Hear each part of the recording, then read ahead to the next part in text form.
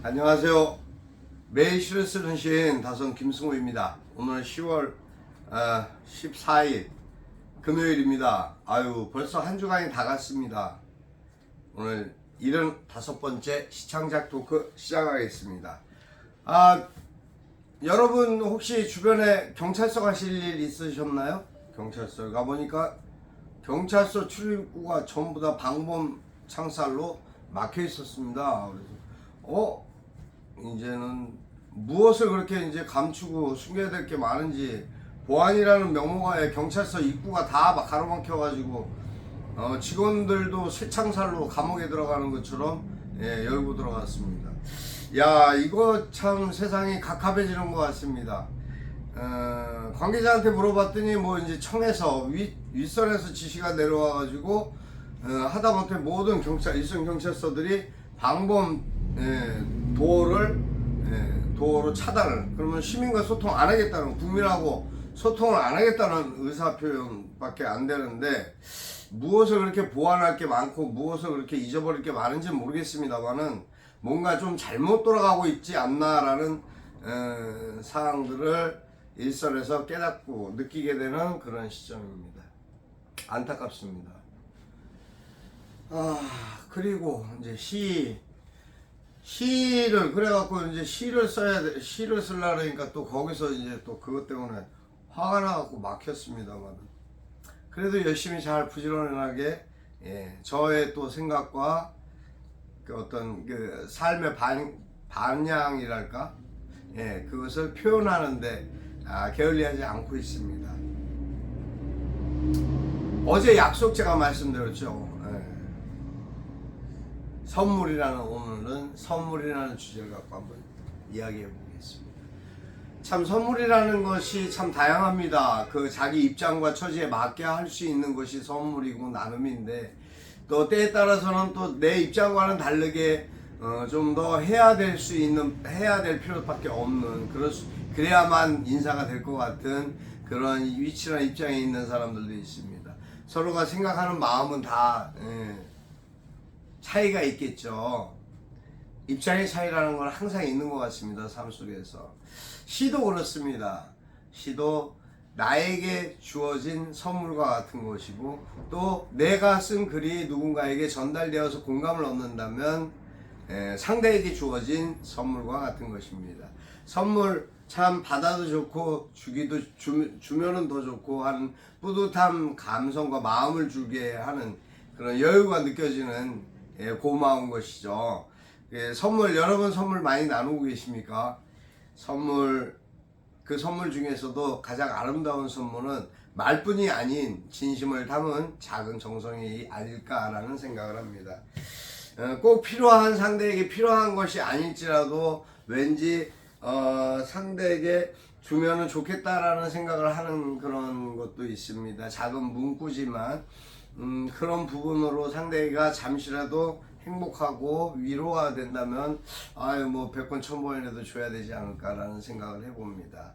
사람과 사람의 관계, 그렇죠, 관계, 그러니까 삶을 통해서 얻어지는 모든 것이 다 선물과 같은 것이죠. 사람과 사람과의 관계조차도 어떻게 보면 선물이 아닌가라는 생각을 해봅니다.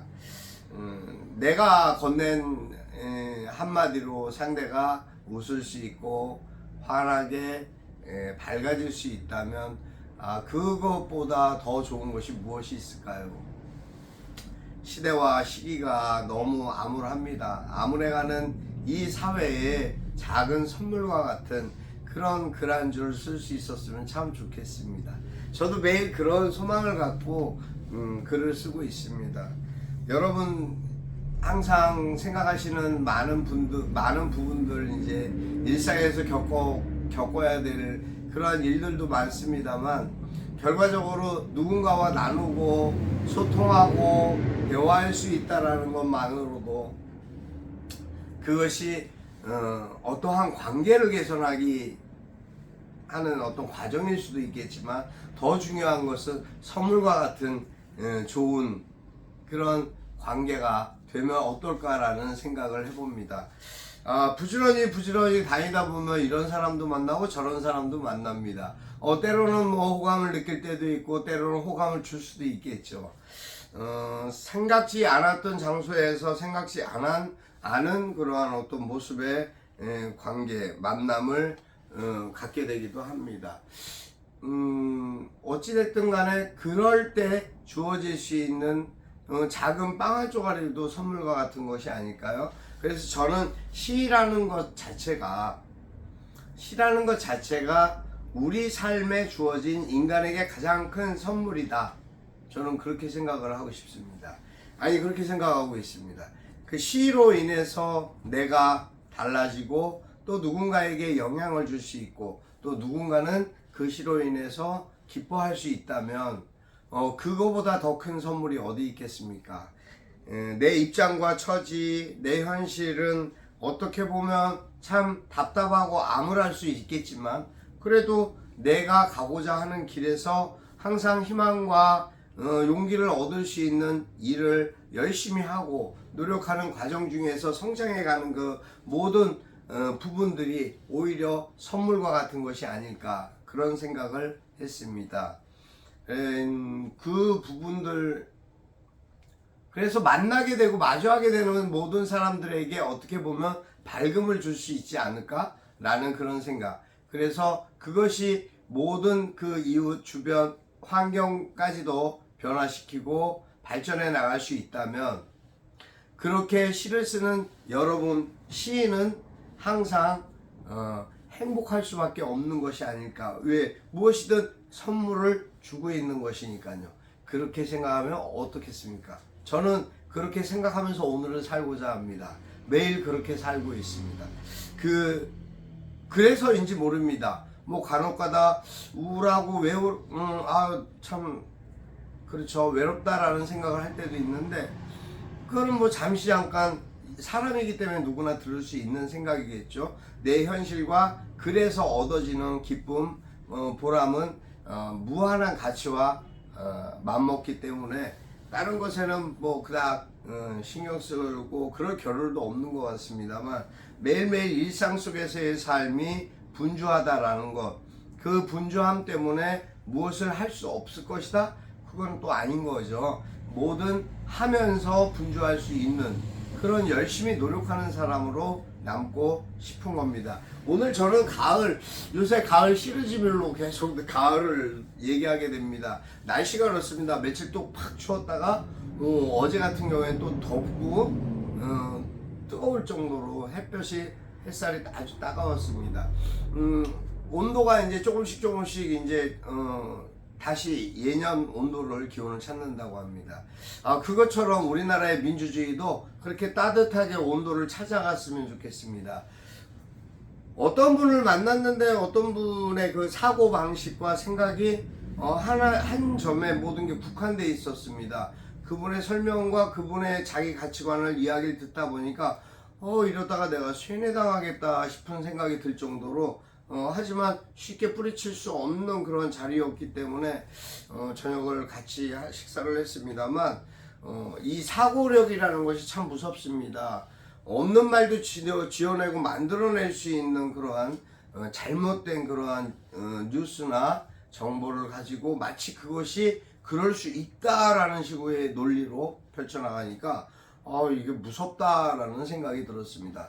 하여튼 오늘은 가을에 대해서 제가 쓴 시를 낭독해 드리겠습니다. 가을은 예쁘다.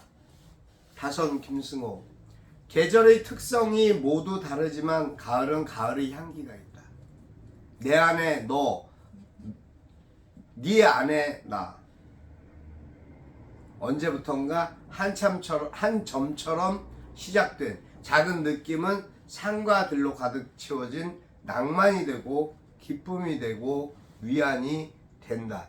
가을은 그렇게 아름다운 계절, 소가리하는 모두의 감성을 깨우고 흔들어 예쁜 꽃으로 피어난다.